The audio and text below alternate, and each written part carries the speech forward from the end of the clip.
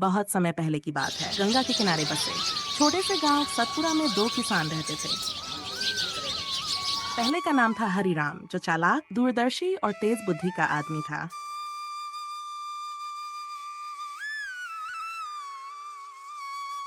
दूसरा उसका ही पड़ोसी भोला, जो ईमानदार था, लेकिन कभी कभी ज्यादा ही भोला साबित हो जाता था। गांव उपजाऊ था, पर बारिश पर पूरी तरह निर्भर। अगर समय पर वर्षा नहीं होती तो अनाज की कमी हो जाती। ऐसे में किसानों को अपनी बुद्धि और मेहनत से ही जीवन चलाना पड़ता था। हरिराम और भोला दोनों की अपनी अपनी सोच थी। हरिराम हमेशा सोचता, किसान केवल हल जोतने वाला नहीं बल्कि सोचने वाला व्यापारी भी होना चाहिए। वहीं भोला मानता, धरती माँ को बस दिल से सींचो, वही सब देगी। एक साल गांव में सूखा पड़ गया। तालाब सूख गए, कुएं खाली हो गए। किसान परेशान हो उठे। गांव का मुखिया बोला, जो चाहे पास के जंगल में जाकर जमीन साफ करके खेती कर सकता। भोला और हरिराम दोनों ने तय किया कि वे जंगल की ओर जाएंगे।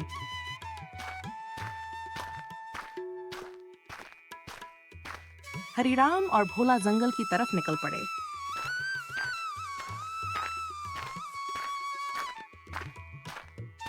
भोला ने फटाफट जमीन साफ करना शुरू कर दिया। पेड़ों की जड़ें काटी, मिट्टी समतल की और बीज बो दिए।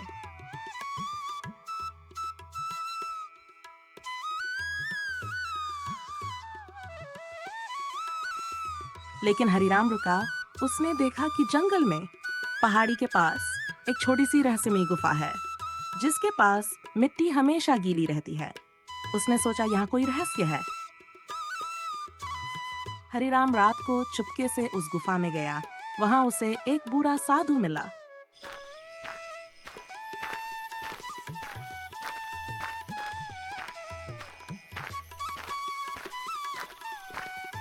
हरिराम ने प्रणाम किया।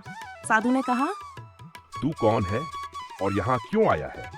मैं किसान हूँ, अपनी जमीन को बचाना चाहता हूँ। मुझे बताइए, ये मिट्टी हमेशा गीली क्यों रहती है?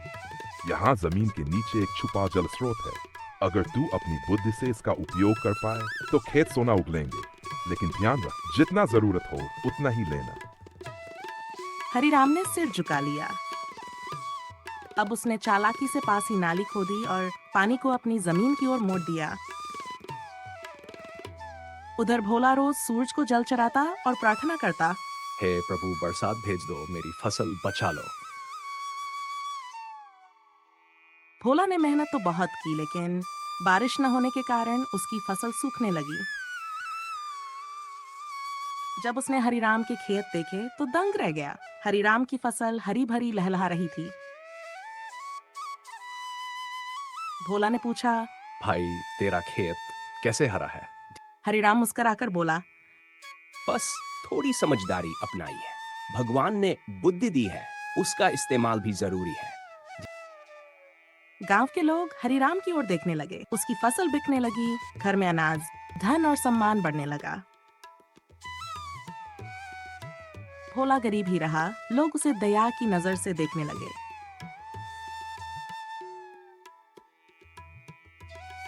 धीरे धीरे भोला के मन में ईर्ष्या आने लगी। उसने सोचा, मैंने भी तो मेहनत की थी, फिर भी सब हरिराम को क्यों मिल रहा है? ये साल फिर सूखा पड़ा। हरिराम ने सोचा, अगर मैं अकेला इस रहस्य को जानता रहूं तो सब मुझे पूजेंगे, लेकिन अगर भोला को पता चल गया तो मेरी इज्जत आधी रह जाएगी। उसने चाल चली। वह भोला के पास गया और बोला,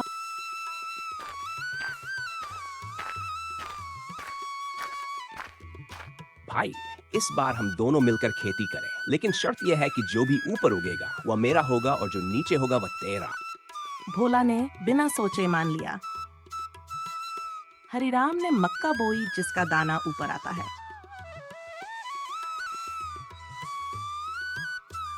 भोला ने मूली बोई, जिसका हिस्सा नीचे होता है। कटाई के समय भोला को बस सूखी पत्तियां मिली और हरिराम का भंडार भर गया।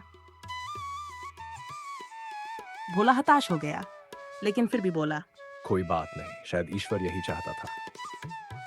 भोला की पत्नी ने कहा, तुम सचमुच भोले हो। दुनिया में सिर्फ विश्वास से काम नहीं चलता, थोड़ी समझ भी जरूरी है। भोला ने पहली बार सोचना शुरू किया। उसने तय किया कि इस बार चालाकी से जवाब देगा।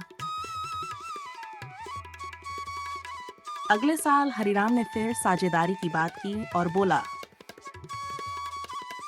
ठीक है, इस बार जो नीचे होगा वह मेरा और ऊपर तेरा। भोला ने हामी भर दी।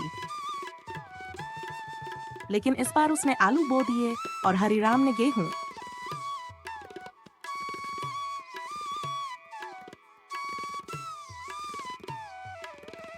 फसल आई तो हरिराम को बस सूखी बालियां मिली और भोला का घर आलूओं से भर गया। गांव वाले हंस पड़े।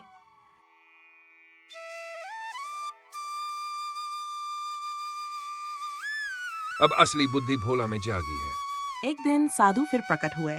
उन्होंने दोनों को बुलाया और कहा, तुम दोनों की लड़ाई देखकर दुख होता है। खेती प्रतिस्पर्धा नहीं, सहयोग है। अगर तुम दोनों मिलकर इस जल स्रोत का सही उपयोग करो तो पूरा गांव भूखा नहीं रहेगा। हरिराम ने सिर झुका लिया। भोला ने भी समझ लिया कि केवल भोलेपन से जीवन नहीं चलता। अब दोनों ने मिलकर खेत जोते। हरिराम ने अपनी चालाकी और दूरदर्शिता लगाई। भोला ने अपनी मेहनत और ईमानदारी। कुछ साल बाद साधु ने आखिरी बार दोनों को बुलाया और कहा, हरिराम, तेरी चालाकी ने तुझे आगे बढ़ाया, भोला तेरी सादगी ने तुझे महान बनाया। याद रखो, केवल चालाकी से इंसान स्वार्थी बन जाता है, केवल भोलेपन से इंसान पीड़ित रह जाता है। धीरे धीरे गांव का चेहरा बदल गया। चालाकी बुरी नहीं है, पर अगर उसमें ईमानदारी और सहयोग न हो तो वह स्वार्थ बन जाती है। भोलेपन में पवित्रता है, पर अगर उसमें बुद्धि न हो तो वह मूर्खता बन जाती है। जीवन में संतुलन ही सबसे बड़ी समझदारी है।